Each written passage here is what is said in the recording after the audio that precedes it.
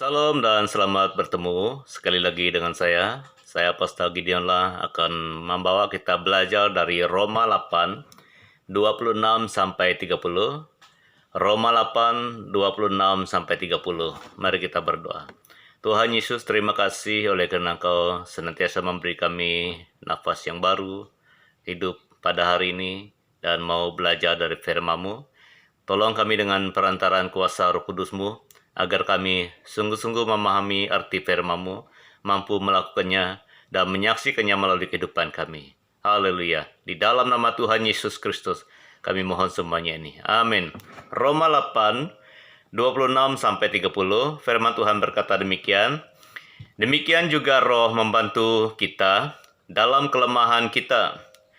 Sebab kita tidak tahu bagaimana sebenarnya harus berdoa. Tetapi Roh sendiri berdoa untuk kita kepada Allah dengan keluhan-keluhan yang tidak terucapkan. Dan Allah yang menyelidiki hati nurani mengetahui maksud Roh itu, yaitu bahwa Ia sesuai dengan kehendak Allah berdoa untuk orang-orang kudus. Kita tahu sekarang bahwa Allah turut bekerja dalam segala sesuatu untuk mendatangkan kebaikan bagi mereka yang mengasihi Dia, yaitu bagi mereka yang terpanggil sesuai dengan rencana Allah. Sebab semua orang yang dipilihnya dari semula, mereka juga ditentukannya dari semula, untuk menjadi serupa dengan gambaran anaknya, supaya Ia, anaknya itu, menjadi yang sulung di antara banyak saudaranya. Dan mereka yang ditentukannya dari semula, mereka itu juga dipanggilnya. Dan mereka yang dipanggilnya, mereka juga dibenarkannya. Dan mereka yang dibenarkannya, mereka itu juga dimuliakannya. Puji Tuhan. Ini merupakan message Tuhan melalui Rasul Paulus kepada gereja Tuhan. Orang-orang yang sudah menyadari bahwa mereka dipanggil untuk percaya kepada Tuhan, untuk menjadi umat Tuhan. Jadi message ini khas untuk kita sebagai gereja Tuhan, hamba Tuhan. Supaya kita sadar dan senantiasa sadar bahwa ada tujuan murni, ada tujuan tertentu Tuhan memanggil kita, menebus kita, menjadikan kita alatnya, menjadikan kita gerejanya. Ini merupakan hal yang penting kita fahami, supaya kita tahu apa rencana dan kehendak Tuhan dalam kehidupan kita. Tema kita pada hari ini adalah berserah kepada pimpinan Tuhan. Karena Tuhan mau memimpin kita. Tuhan mau menyertai dan menunjukkan rencana dan kehendaknya dalam kehidupan kita. Kita harus berserah kepada pimpinan Tuhan. Kita harus rendah hati. Kita harus akur, bersedia, senantiasa bersedia dipimpin oleh Tuhan melalui Roh Kudus-Nya dan terang firman-Nya. Oleh itu, tema kita pada hari ini cukup penting juga, supaya kita sungguh-sungguh berserah kepada pimpinan Tuhan. Karena Tuhan mau memimpin, kita harus sungguh-sungguh berserah. Ada 3 perkara. Ayat yang pertama 26 sampai 27, firman Tuhan katakan demikian. Demikian juga Roh membantu kita dalam kelemahan kita. Sebab kita tidak tahu bagaimana sebenarnya harus berdoa. Tetapi Roh sendiri berdoa untuk kita kepada Allah dengan keluhan-keluhan yang tidak terucapkan. Dan Allah yang menyelidiki hati nurani mengetahui maksud Roh itu, yaitu bahwa Ia sesuai dengan kehendak Allah berdoa untuk orang-orang kudus. Yang pertama, Tuhan membantu kita. Karena kita semua terbatas. Kelemahan di sini menunjukkan kepada keterbatasan kita, kekurangan yang ada pada kita. Siapapun kita pasti ada keterbatasan, ada kekurangan. Oleh itu tujuan Roh Kudus hadir dalam hidup kita adalah membantu kita. Kita harus bersedia dan senantiasa bersedia untuk dibantu, ditolong oleh Roh Kudus dalam kehidupan kita. Karena firman Tuhan katakan, kita sebenarnya tidak pandai berdoa, tidak sempurna berdoa, tapi Roh itulah yang bersama dengan kita. Roh Kudus itulah yang bersama. Dia mengenal apa keperluan kita. Dia mengenal apa yang kita perlukan hari ini. Walaupun kita tidak sempurna mengungkapkannya, Dan Roh Kudus itulah yang menyelidiki dan mengenal keperluan, pergumulan kita, sehingga dia juga akan menyatakan itu kepada Allah Bapa, Tuhan kita, Bapa surgawi kita. Jadi dalam Matius 10 ayat 20 menyatakan, karena bukan kamu yang berkata-kata, melainkan Roh Bapamu, dialah yang akan berkata-kata di dalam kamu, kata Tuhan Yesus kepada murid-muridnya. Memberi semangat kepada murid-muridnya. Karena di dalam mereka ada Roh Bapa, ada Roh Kudus. Sama juga dengan kita. Apabila kita sudah percaya, sungguh-sungguh percaya, dan berserah kepada Tuhan, menerima Tuhan Yesus sebagai Tuhan dan Juru Selamat kita dimeterai dengan Roh Kudusnya. Efesus 1 ayat 13. Dan roh yang menjadi meterai, yang menjadi tanda kita, itulah yang menolong kita dalam keterbatasan kita. Baik dalam berdoa, melayani, dan sebagainya. Banyak keterbatasan kita, bukan hanya berdoa saja. Melayani juga banyak kekurangan, keterbatasan kita. Kita harus bangga karena ada wakil, ada pribadi Tuhan yang menolong kita, bersama dengan kita. Ini yang memberi kita semangat, memberi kita keyakinan dan kesungguhan untuk terus semangat melayani Tuhan, bersaksi bagi Tuhan, karena kita disertai oleh Roh Kudus Tuhan yang menyertai kita. Karena Allah menyelidiki hati nurani dan mengetahui maksud roh itu sesuai dengan kehendak Allah. Dia menyelidiki hati nurani. Apa yang kita sungguh-sungguh perlukan, dia sampaikan itu kepada Allah Bapa, Bapa surgawi kita. Menurut kehendak Allah, bukan menurut keinginan kita. Jadi banyak orang Kristen kecewa karena doanya tidak dijawab. Sebenarnya doa yang disampaikan itu kadang-kadang menurut apa yang dia inginkan, bukan menurut kehendak rencana Tuhan. Jadi kita harus paham bahwa Tuhan mau pimpin kita menurut kehendaknya, bukan menurut keinginan kita. Karena keinginan manusia biasanya menyimpang daripada kehendak Tuhan. Tapi puji Tuhan, Roh Kudus memimpin kita, sehingga kita senantiasa berada di kehendak Tuhan, rencana Tuhan. Seperti Hana pernah berdoa. Dia berdoa tanpa kata-kata. Dan Imam Eli katakan dia adalah orang mabuk. Tetapi dia sedang mencurahkan isi hatinya kepada Tuhan. Dan Tuhan mengenal apa yang di dalam hati dan diperlukan oleh Hana pada masa itu. Ini Tuhan kita. Ini adalah pribadi Tuhan yang sempurna, yang kita sembah. Dia mengenal segala sesuatu yang kita perlukan.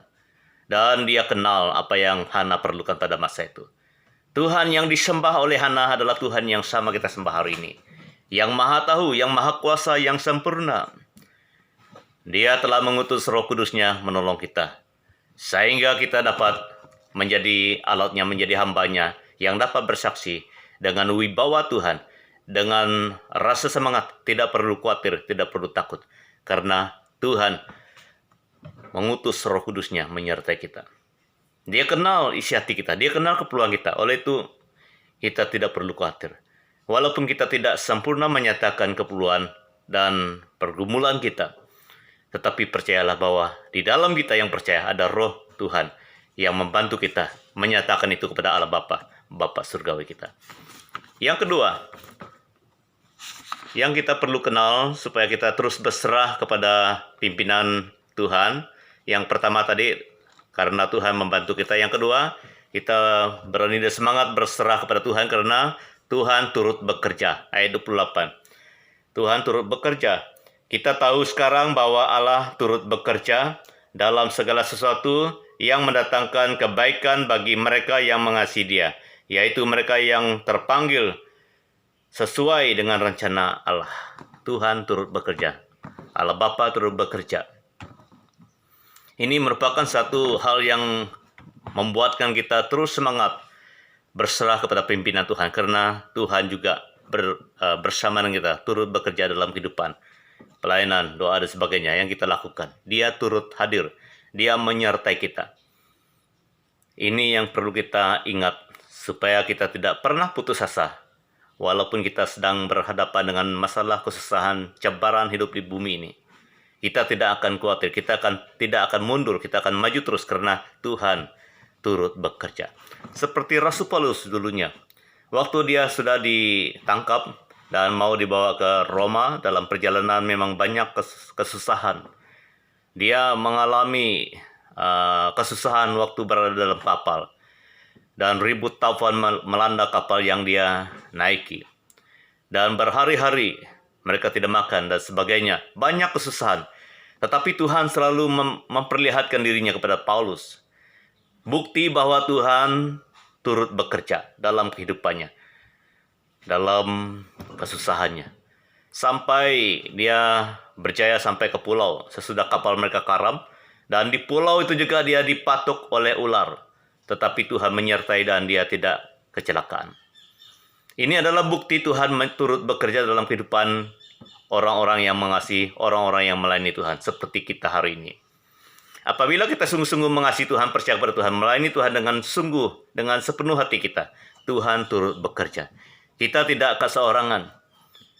Kita tidak perlu khawatir. Karena Tuhan yang sempurna, Tuhan yang maha kuasa, itu yang menyertai kita. Seperti mana Petrus pernah berkhotbah di rumah Cornelius.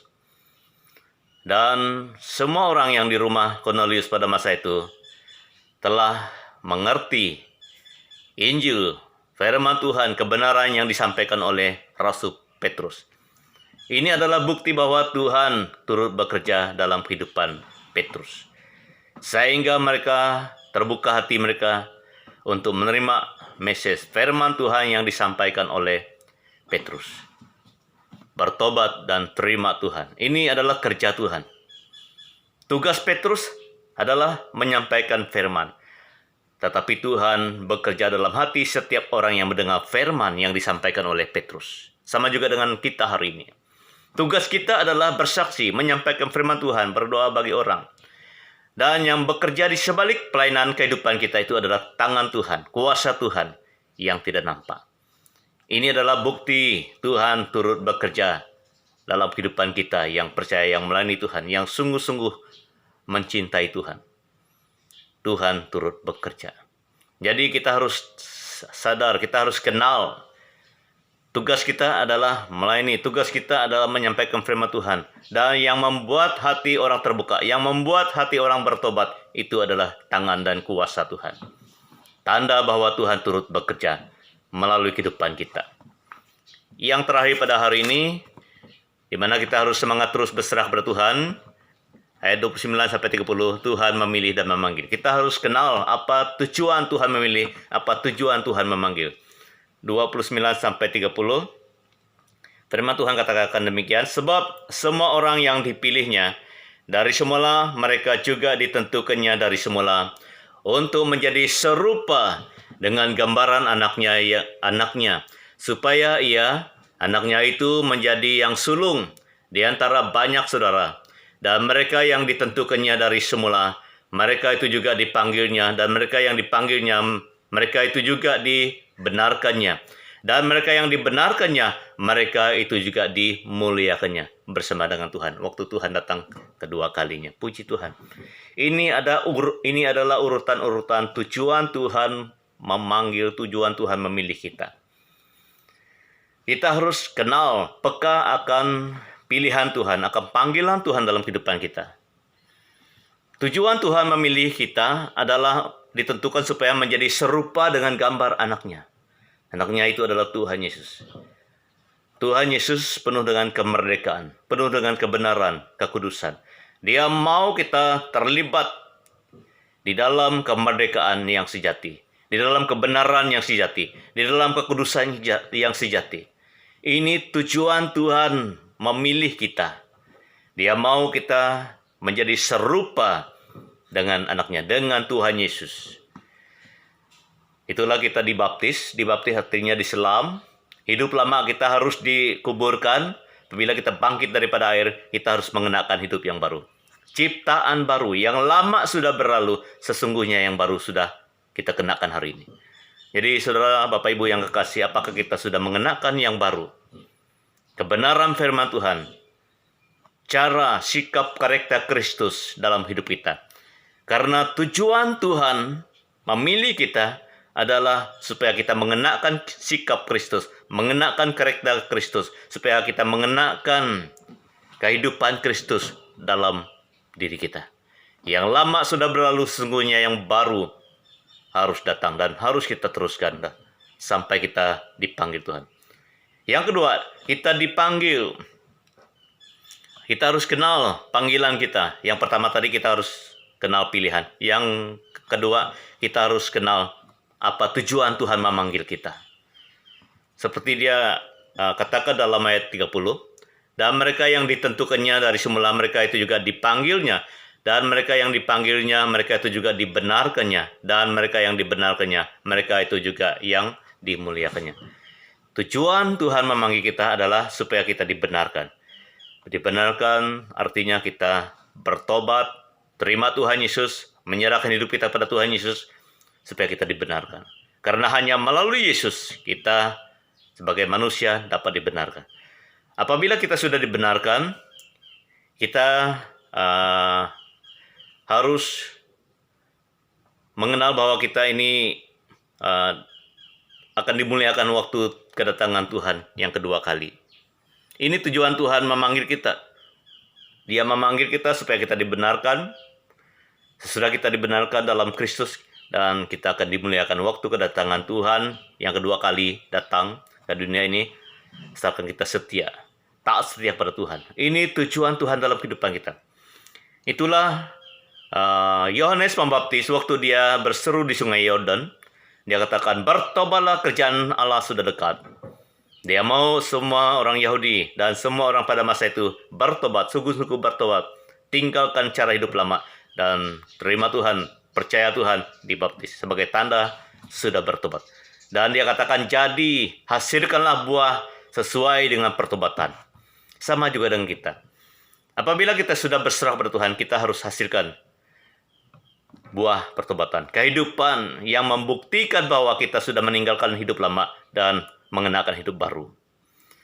Karena dalam 1 Petrus ayat 2, pasal 2 ayat 9, tetapi kamulah bangsa yang dipilih, imamat yang rejani, bangsa yang dikudus, umat kepunyaan Allah sendiri, yang supaya kamu memberitakan perbuatan-perbuatan yang besar. Dipanggil supaya menyatakan perbuatan-perbuatan Tuhan yang besar. Ini tujuan panggilan Tuhan dalam kehidupan kita. Dibenarkan, dan apabila kita sudah dibenarkan oleh Tuhan, Dia mau kita memberitakan perbuatan-perbuatan Tuhan yang besar melalui kehidupan kita. Apabila kita setia sampai akhirnya, dan kita akan dimuliakan waktu Tuhan Yesus datang kedua kalinya, bersama-sama dengan Tuhan sendiri. Apabila Kristus yang adalah hidup kita menyatakan diri kelak, kamu kata firman Tuhan, kamu pun akan menyatakan diri bersama dengan Dia dalam kemuliaan. Sekali lagi, apabila Kristus yang adalah hidup kita menyatakan diri kelak, kamu pun akan menyatakan diri bersama dengan Dia dalam kemuliaan. Kolose 3 ayat 4. Ini tujuan Tuhan. Apabila Yesus datang kedua kalinya, kita akan dimuliakan. Kita akan disorak-soraikan, disambut dengan meriah, ditinggikan bersama dengan Tuhan karena kita setia sampai akhir hidup kita. Ini merupakan message untuk gereja Tuhan, untuk kita hamba-hamba Tuhan. Kita harus berserah sepenuhnya dalam pimpinan Tuhan. Karena Tuhan telah menyatakan kasih-Nya dalam kehidupan kita. Kita harus berserah sepenuhnya kepada pimpinan Tuhan. Karena Tuhan mau membantu kita, yang pertama tadi. Yang kedua, karena Tuhan turut bekerja dalam kehidupan kita. Yang terakhir, kita harus mengenal tujuan Tuhan memilih dan memanggil kita, supaya kita menjadi serupa dengan anak-Nya, dengan Tuhan Yesus. Mari kita berdoa. Tuhan Yesus, terima kasih karena inilah tujuan Engkau memilih kami. Tujuan Engkau menyelamatkan kami. Kami harus sadar dan senantiasa sadar, supaya kami senantiasa berserah sepenuhnya kepada pimpinan-Mu, kepada pimpinan Roh Kudus-Mu dan terang firman-Mu. Karena Engkau mau membantu kami, karena Roh Kudus-Mu membantu kami setiap hari, dan Engkau juga turut bekerja dalam kehidupan kami. Dan kami juga harus sadar tujuan kami dipanggil, tujuan kami dipilih, supaya kami menyaksikan perbuatan Tuhan yang heran melalui kehidupan kami. Terima kasih. Dalam nama Tuhan Yesus Kristus, kami mohon semuanya ini. Amin. Terus bersaksi bagi Tuhan, dan terus setia pada Tuhan sampai akhir hidup kita. Tuhan berkati.